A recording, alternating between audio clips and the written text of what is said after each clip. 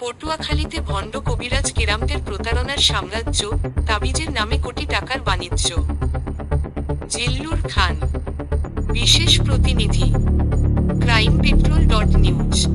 পটুয়াখালী জেলার ডুমকি থানায় চলছে ভণ্ড কবিরাজ কেরামতের তাবিজ বাণিজ্যের রমরমা ব্যবসা। 59 বছর ধরে এই তথাকথিত সুফি দাবি করা কেরামত, মানুষের অজ্ঞানতা ও ধর্মীয় অনুভূতিকে পুঁজি করে গড়ে তুলেছেন প্রতারণার সাম্রাজ্য।